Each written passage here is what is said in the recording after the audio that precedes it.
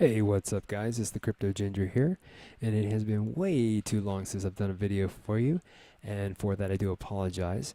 I just ran into some unfortunate circumstances that prevented me from getting that kind of content out there, but hopefully that won't be the case for the future. Now, if you are new to this channel, definitely hit that subscribe button, and if you like what you see today, hit that like button and that little bell notification just as well. Guys, this is going to be a video about Bitcoin and some price predictions that we can look into. And we're going to exclude a lot of the hype that we're currently hearing regarding, for example, the SEC and the regulation for future Bitcoin ETFs and other cryptocurrency ETFs as well.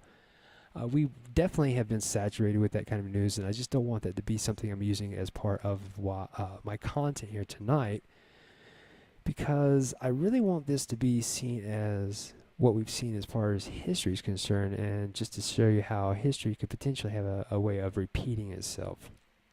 Now, if we scroll down here, we can currently see that Bitcoin is sitting today at $6,357. And we look at the chart here, guys, we can see that, of course, we had our major bull rally that took place at the the end of 2017 up until the beginning of 2018. Of course, since then we've had nothing but a major correction with a lot of our altcoins, but primarily Bitcoin. And guys, what we're going to do here is kind of go back in time just a little bit, and I'm going to take this and I'm going to scroll it back to a little bit around the beginning of 2014, so around the end of 2013 leading into 2014, and actually spanning out a little bit into 2015 here. Again, we're going to go back in time for just a second here. Now, of course, what I've done for you guys, especially those that are just listening to this, I've already gone through and pinpointed the very specific price points for Bitcoin at certain times here, and we'll show you exactly what I'm talking about. So, looking at this chart here from 2013, if you were to purchase Bitcoin on September 1st of 2013, so about 5 years ago, you would have been able to buy a Bitcoin for $137.99 per Bitcoin. So very, very, very, very cheap by comparison. So $137.99 for Bitcoin. However, in December 2013, just a couple months later, Bitcoin had rose to $1,119.20. So that was actually an 8.11 times gain in the value of Bitcoin itself. Interesting enough, guys, if you look at the chart, once it hit that all-time high of $1,119, it actually took a major correction drop and all the way until January 2015. So almost a little over a year of correction until it actually hit its bottom of $195.80. So if we do a little bit of math here, had you purchased in September 2013 for $137.99 per Bitcoin, and you sold it off at its all-time high in December of 2013, you would have been up 8.11 times your money. However, had you not sold at that all-time high and held out until January 2015 when it bottomed out to 195, you would have lost 5.7 times your money in that correction loss there.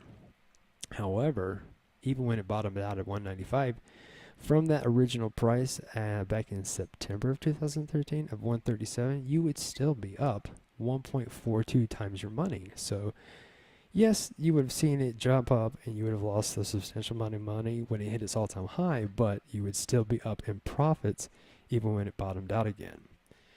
Now, what we're going to do is we're going to move this chart from the 2013 to 2015 era, and we're going to move it down to where we're currently sitting from the 2017 bull run all the way up until today.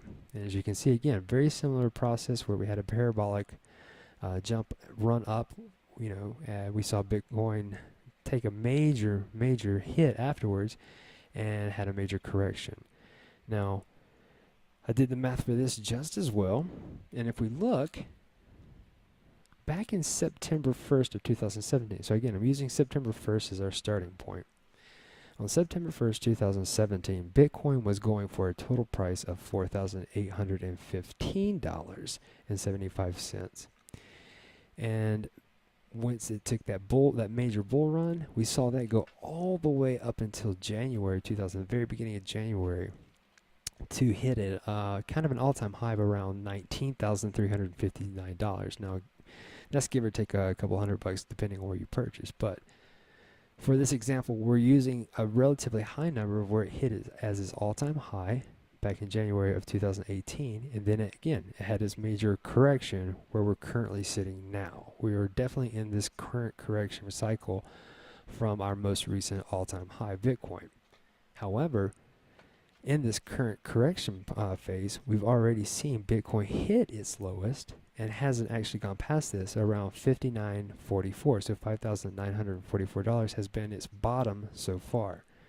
So guys, let's do the math. Had you purchased a full Bitcoin of $4,815 back in September of 2017, and you sold at its all-time high in January of $19,359, you would have been up 4.2 times your money. Sorry, 4.02 times your money.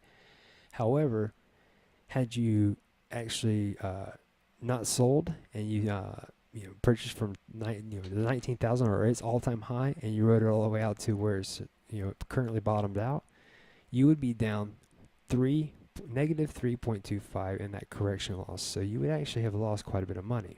Now, again, had you purchased back in September of last year, went through the all-time high, didn't sell, and you were still holding on to it as it's already bottomed out at 5.9, you would actually be up around 1.23 in your earnings. So again, the trend is that had you purchased at the beginning of September last year or the beginning of September 2013, both cycles are showing that you would still be up even after it hit its bottom during its correction.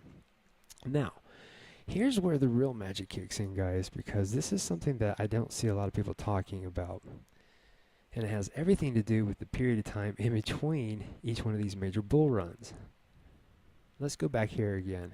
Back in January of 2015, when we saw Bitcoin had that major bull run and then it bottomed out again in January 2015 at that $195.80. Well, interesting enough, this is where the money is made. Had you purchased Bitcoin at that time frame of $195.80 in January of 2015 and simply wrote it out for that 2-year period of time, or sorry, 2.9 year period of time, and kept it all the way until September of 2017, you would be up 24.60 times your money, or 24.6 times your money, from again to January 2015 all the way up to September 2017.